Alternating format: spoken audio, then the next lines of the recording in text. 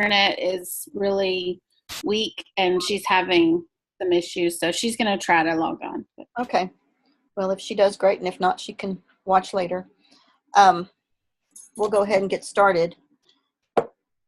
I want to talk about a few things tonight. I want to talk about a couple of our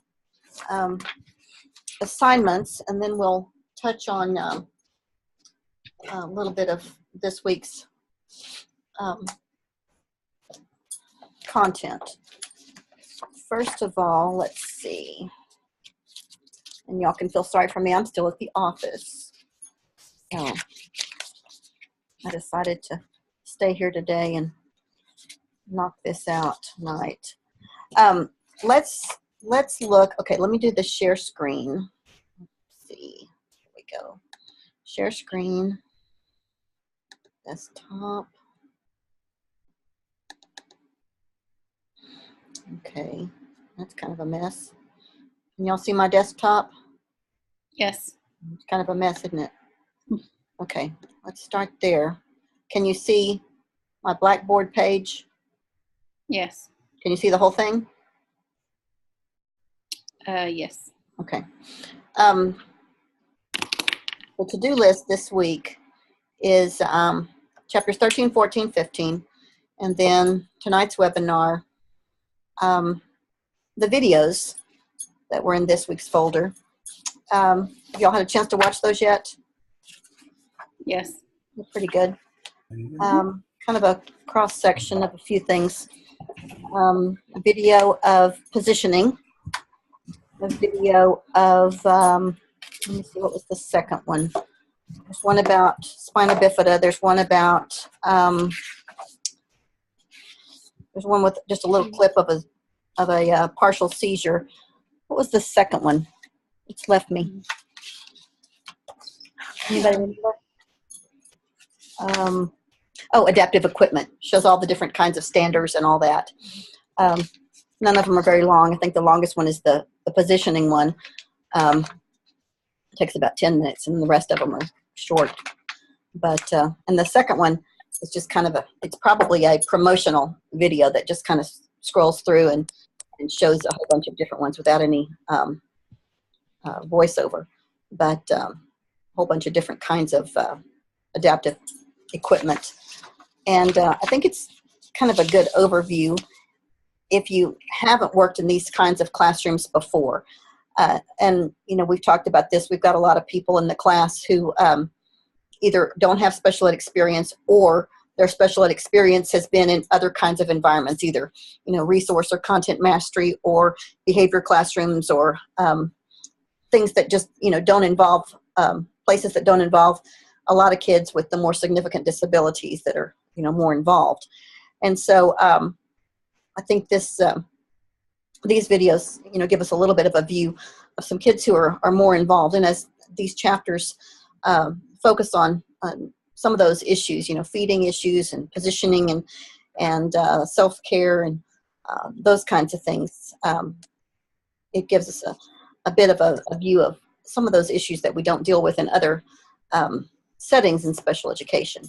But before we get in too deep into that, let's talk a little bit about a couple of the assignments. The activity this week, let's look at that. Jessica had a question, and you weren't the only one. I got a question from Karen Rigsby also, and Karen was going to try to sign on, but she's got little ones that take a bath and go to bed right about this time, so she was going to maybe just look on later.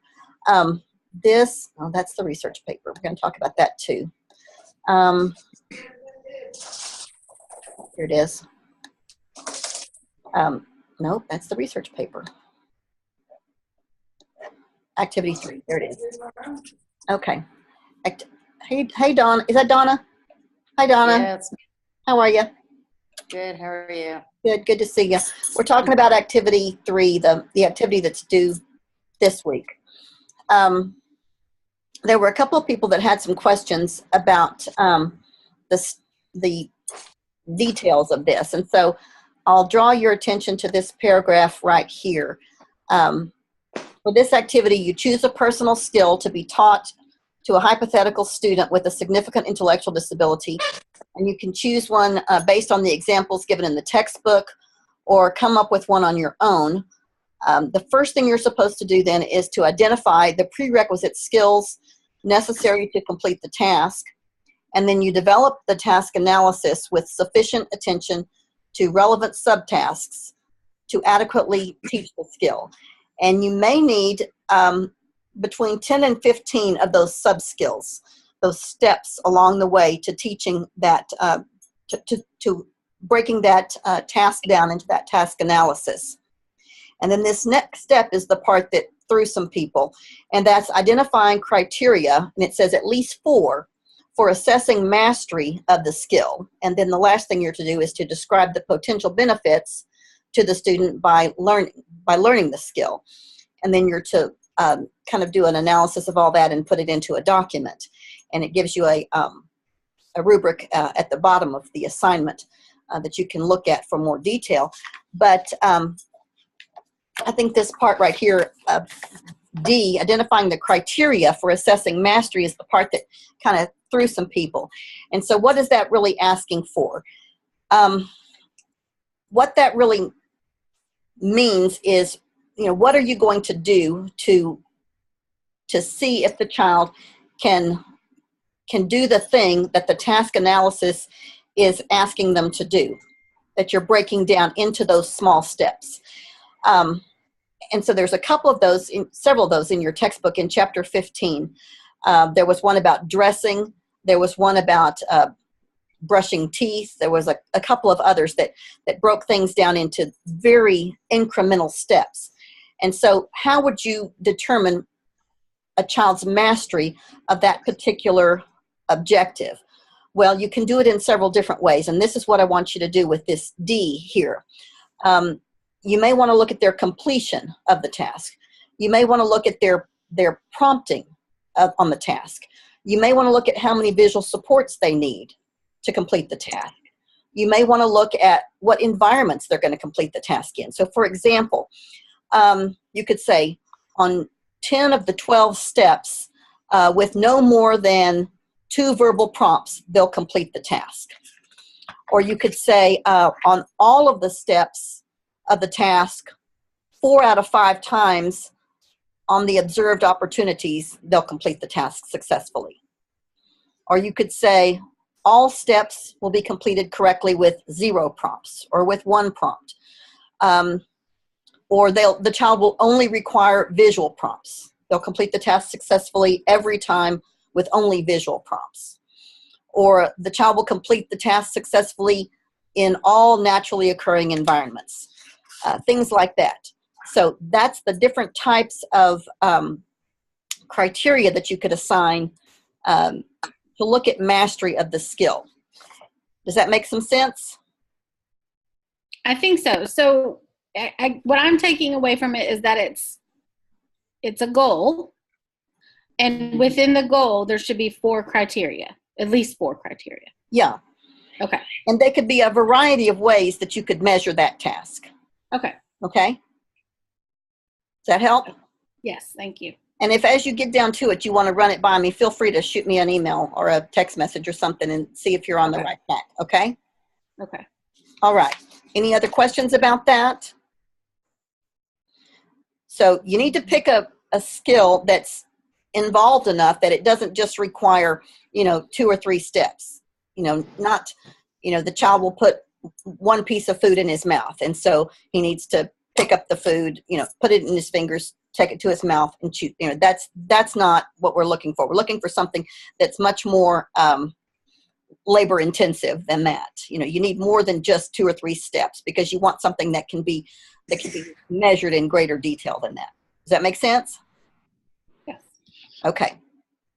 So that's the activity for this week, activity 3 for unit 5. Next week, there's not an activity, but there is your research paper.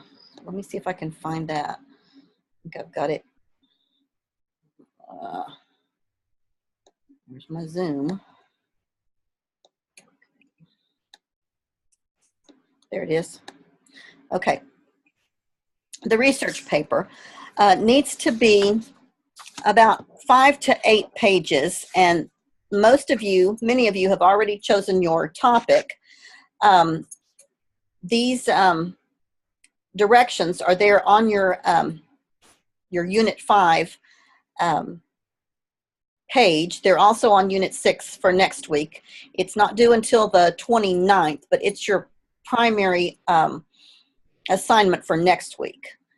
Now, we don't have a couple of the people on that are supposed to be out of pocket next week, but we've got a couple of people that are going to be in and out next week, and so this is actually a good week for this assignment because you already know about it, and somebody that's going to be out of pocket next week has this week ahead to know about that. So next week, what we have is the next 3 chapters, and then well, that says the wrong date there. Well, just project that another. I'll change that, but it's due July 29th of 2018. It's next Sunday, and you've already got your list of topics that we've talked about. Here's what I want you to do here, though. In order for your paper to be substantive, you need to have about 10 sources, and they need to be from a variety of locations. You can get some things off of the web, not anything as I don't know the right word, as iffy as Wikipedia, nothing like that, but more substantial.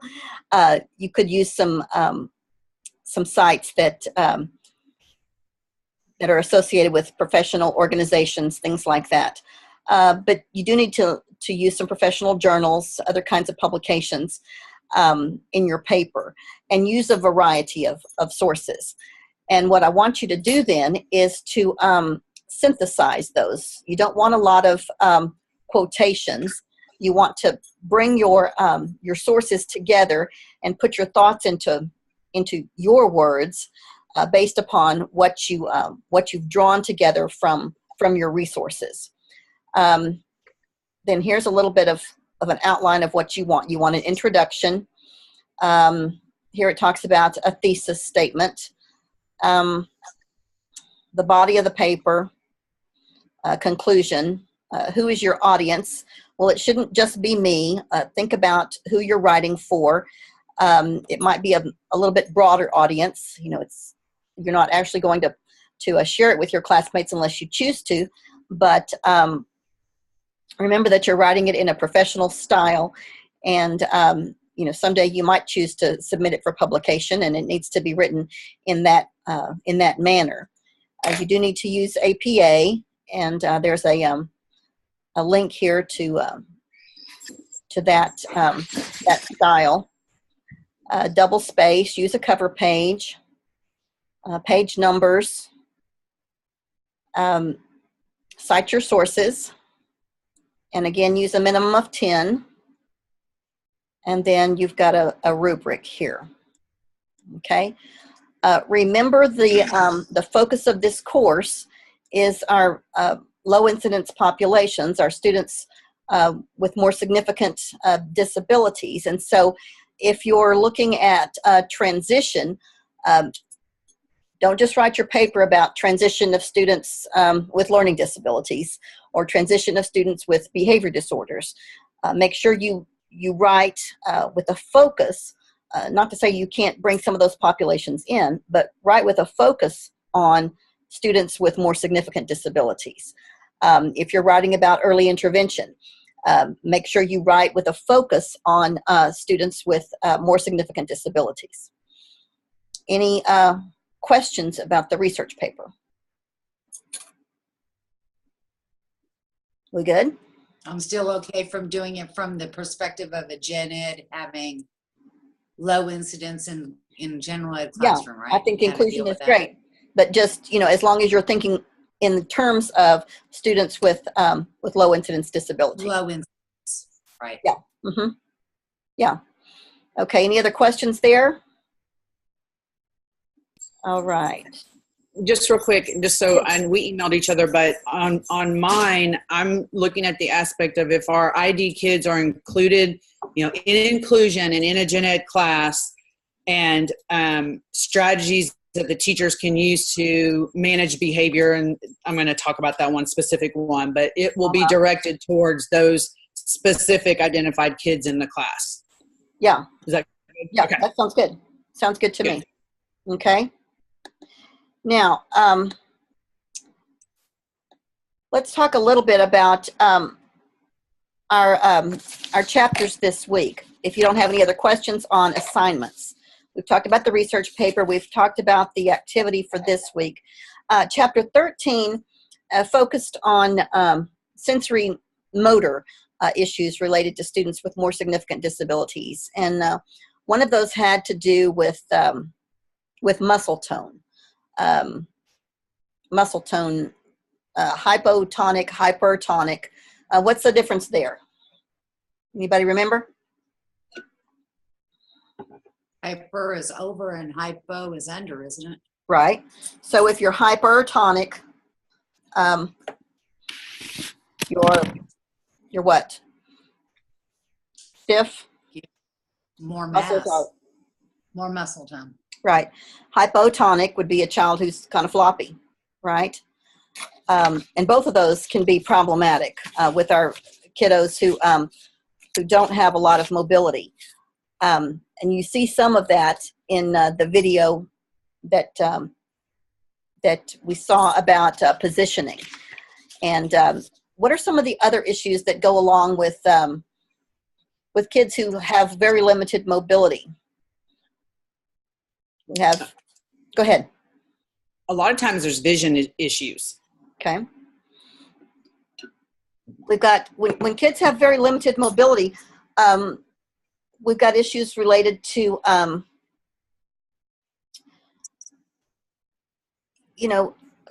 what we think about even sometimes with older people, with older people, we call it bed sores, but, if a child sits in a wheelchair all day long, without a whole lot of other movement, then they do get, they get stiff, but they also get their skin, they have skin issues, they have muscle issues, they have, all kinds of things that go along with a lack of purposeful movement. And so things that are related to that then become health issues. How about other kinds of sensory issues? Maybe sensory sensitivity. Have you noticed any of this with students? We see a lot of this with students with autism. Sensory integration issues, sensory sensitivity, maybe sensitivity to noises, sensitivity to bright lights, tactile issues. I see that a lot with our AU kids. I've had several that, one of the things I do is train officers that are in our schools, and they typically have issues with kids that like the pressure and coming up to them and leaning on them, because they have all their equipment. And so we've had lots of conversations about that, but just really the pressure and gen ed teachers, especially not understanding that and not understanding how that can heighten their senses in every other area. And so, putting pressure or wearing your weighted vests and those kinds of things relieve that stress and tension. But a lot of people don't understand that, so they don't know how to use the resources as a calming device for the kiddo. And so it just becomes a fear thing. Like, I don't know what to do, so I'll just pretend like I don't see it, or, rather than really address it and provide the service for them. Yeah, I think that's really true. We get that with some regularity with those sensory seeking kids or sensory avoiding children. Anybody else have any experiences with those kind of things?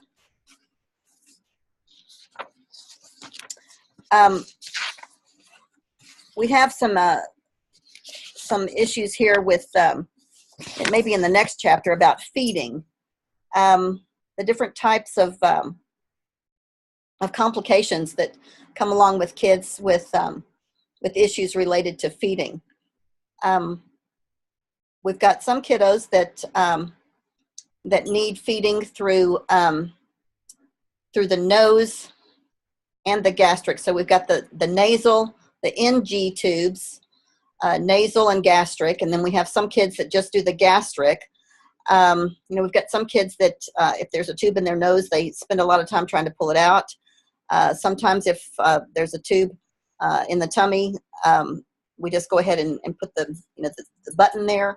Have many of you had experiences with kids with G buttons, G tubes in the tummy? Usually we try to avoid that. If there's any way to feed orally, that's a preference. But when that becomes a big difficulty, then we'll go ahead and go with a G tube. But what do we do with our personnel and those kinds of feeding issues? Do we push that off to a nurse, or do we try to handle that with staff? I don't have a lot of experience with this, but I did talk with am I on? Yeah, you are. Hi. Okay. I talked with my friend who is a life skills teacher, and she kind of helped me talk or understand just how that all works. And she said that the parents will come in and actually train the staff, whether it's the teacher or the paraprofessionals that are working with those students. But as long as the parents come in and train them, then they're able to do it throughout the day. Yeah. Sometimes we have that. We don't have to rely on parents, though. The school nurse can always give us that training, and we can't ever say that we're not able to do it. We've got to find a way to do it. Those tasks are not things that we pass off to medical personnel. There have been some court cases, and we've talked about that in our discussion board about the things that we have to do as a school district.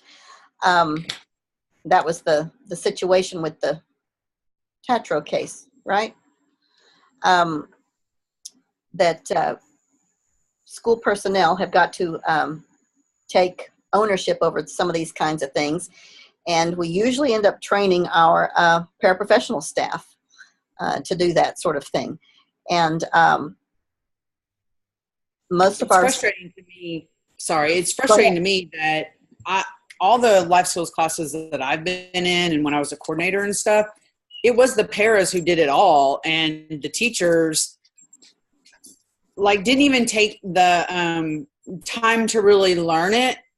And they just, it's always been paras. Every school I go to, and I don't know if everyone else has that experience, but when I went into a high school class and the teacher, spent 20 minutes going through a training, but never could feed the student, that really upset me, because ultimately that teacher is the one responsible for those students and the paras, and the paras were the ones doing everything. They did the diaper changing, they did the tube feeding, they did all that stuff. And the teacher was like, I'm not going to do that. I'm the teacher. And that made me mad. That makes me very mad. Yeah. I know what you mean. And I've seen that as well.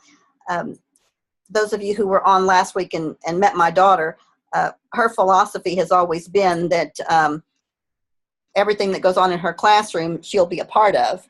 And so she's right in there with the diaper changing and the toileting, whatever the situation is with that, and the feeding. And I've always had a lot of respect for that, because she doesn't ever ask a para to do something that she isn't willing to do or hasn't already done herself. And I have a lot of regard for that. I think it solidifies a bond between teacher and paraprofessional when you've got that kind of demonstration going on between the teacher and what's going on with students on a physical level.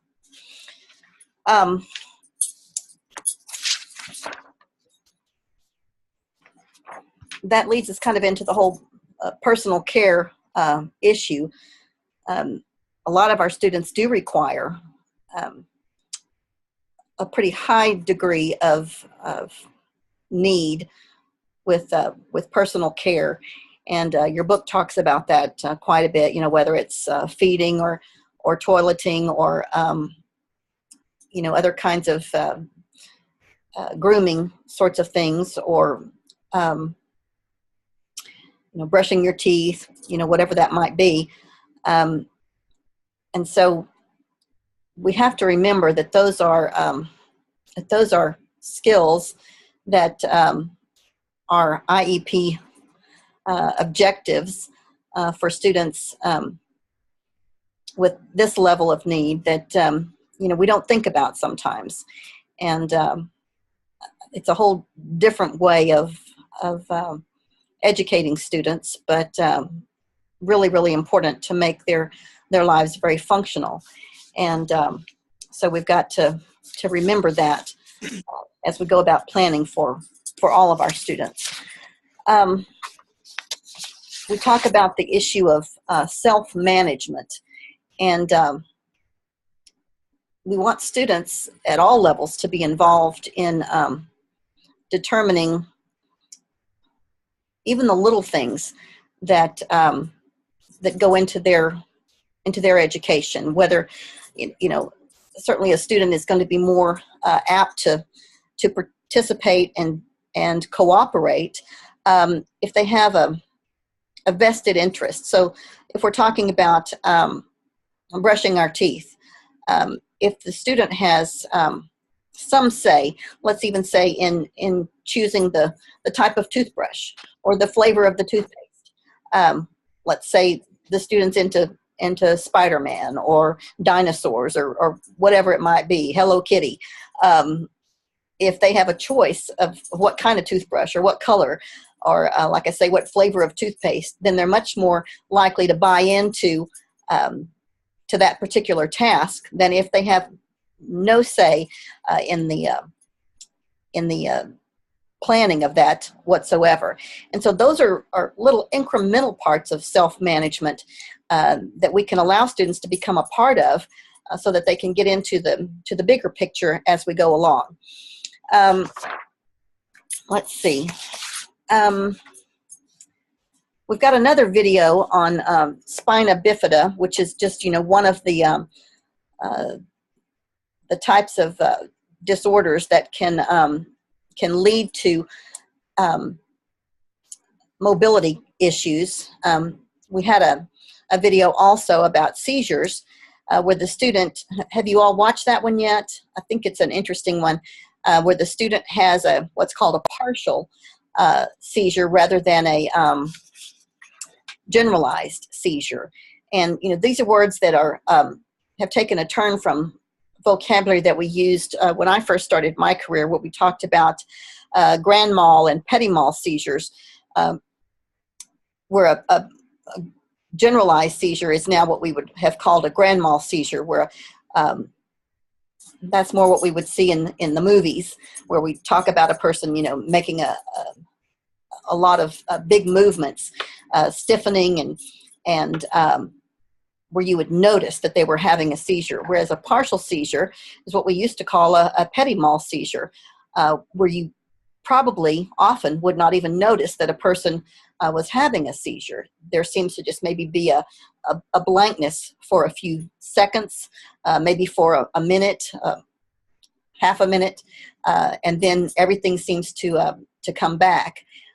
It's a seizure that's totally taking place in the brain and not the rest of the body. And those are just fascinating to me, the way they can impact a person. A few years ago, I was having something that was very much like that, and was taken to the hospital and given a huge array of tests, MRIs and EKGs and all that sort of thing, and even put on anti-seizure medicine. And the way we found out about it, I was on the phone one day with one of my school psychologists, and I just stopped talking. And she said, what's going on? And I didn't answer. And finally, I started talking again, and she got very concerned that I had gone for, a number of seconds and hadn't spoken. And after a number of tests and months went by trying to figure out what was going on with me, they determined that I was having, let's see, what do they call them? Atypical migraines. And not seizures at all, but it mirrored a seizure. And I still take anti-seizure medication to help deal with these atypical migraines, where it basically makes everything just kind of stop for a little while. The seizure medication has totally taken care of it, but it's a very odd feeling when everything just kind of stops and you don't have memory on either side of it. But to watch somebody do that is a very odd experience. And sometimes teachers see that in kids and think, oh, they're just not paying attention, when in fact it's a seizure that's taking place. So we have the videos on positioning, adaptive equipment, spina bifida, and seizures.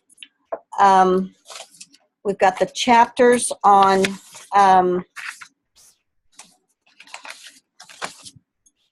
sensory motor issues, health and medical needs, and personal care. Any other questions or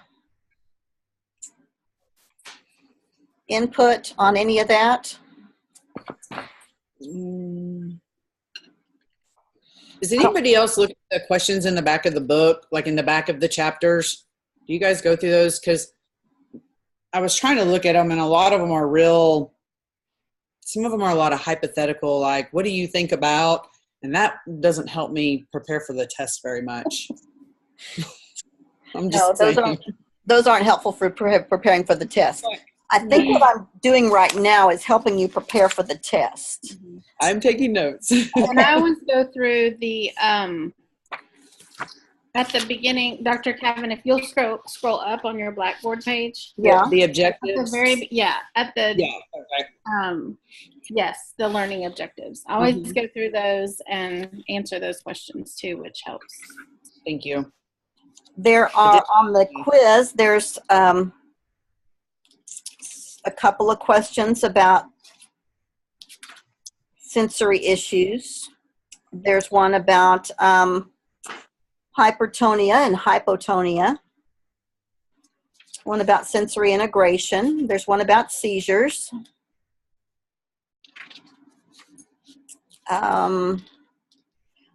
There's one about feeding tubes. There's one about the kind of responsibilities that paraprofessionals have.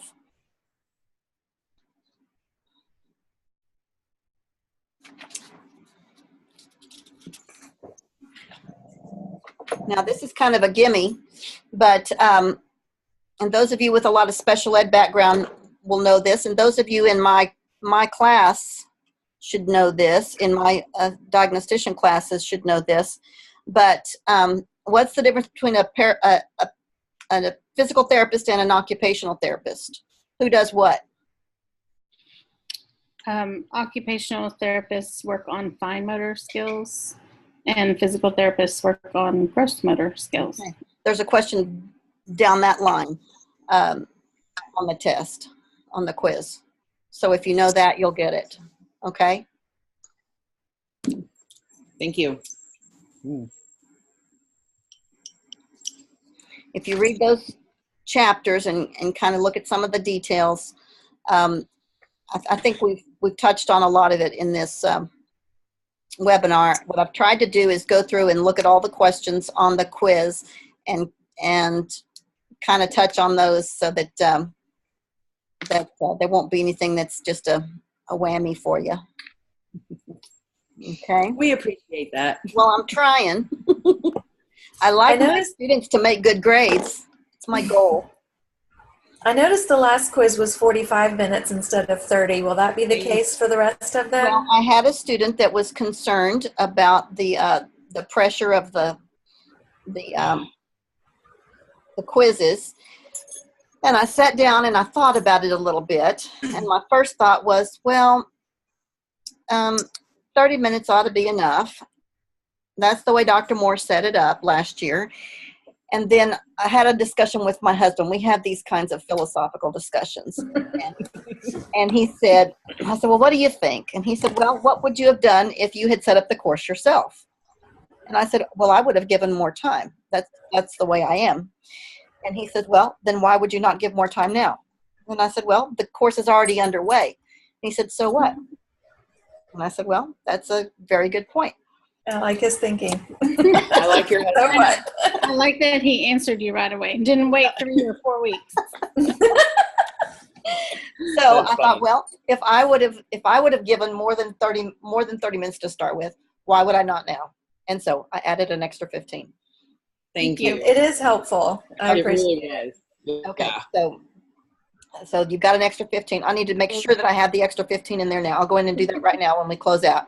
So that that's a standard, okay? Yeah, that and the fact that you can't go back. Yeah.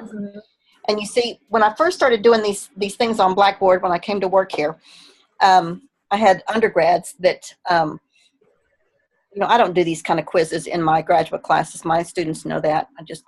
I don't know why I just don't. I'm not sure it's a great measure of what you know. But my undergrad students said, oh, I can't stand those tests that only give you, one look at something. And so I went in and changed those where they could see the whole test. And then somebody says, well, that's not enough time. And so then I went in and added more time. And then eventually it seemed like they got to see the whole test and they got as much time as they needed. So what they were doing was just sitting down and I think using their books and going through and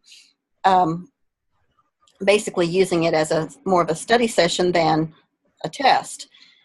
So I thought, is that really measuring what I want to measure? And I'm not sure that it is, but I haven't come to a great conclusion about that yet. So I'm going to leave the one question at a time the way it is right now, and we'll see how that goes the rest of the summer. And I may change that in the future, but because Dr. Moore's not coming back, and this course will probably be mine. But I may change things a little bit more if I teach it again, which I probably will. Yeah. But Dr. Moore's not coming back Adding to the extra Tarleton? time helps. pardon me. What'd you I was just saying Dr. Moore's not coming back to Tarleton? No, Dr. Moore is going to UNT. Oh, wow. Yeah, and I'm very sad. I know. I'm sad. Although I'm finished taking his courses, that makes me sad too. Yeah, I'm real sad about that because Dr. Moore was my find. Dr. Moore was a friend of mine on a board that we served on, and I encouraged him to apply for the position 2 years ago when we had an opening, and I was the chair of that committee, and he came and on my invitation, and then he got the job. Of course, not just because of me, but he impressed the committee and took the job, and I was so thrilled to have him here. And so I'm very sad that he's not staying. But UNT is closer to his home and his family, and it'll be a good move for him. But it's not a good move for me. I'm sad that he's not going to stay. So Me too. anyway, I think he's officially gone now. But that's the situation with him. But anyway, if y'all don't have any other questions, then we'll close out for tonight. And if you've got any issues, you just shoot me an email or give me a call or send me a text and we'll work it out, okay? Thank you. All right, ladies. Good to see you tonight. You too, Dr. Kevin. Okay. Bye, girls. Bye-bye. See you Friday. Okay, doke. Donna, you're coming in Friday? Donna? Yeah, I'll be there. I'll be Okay, there good. about I'll see 10 you a.m. then. Okay. Bye-bye. Okay. All right. Bye. Bye-bye.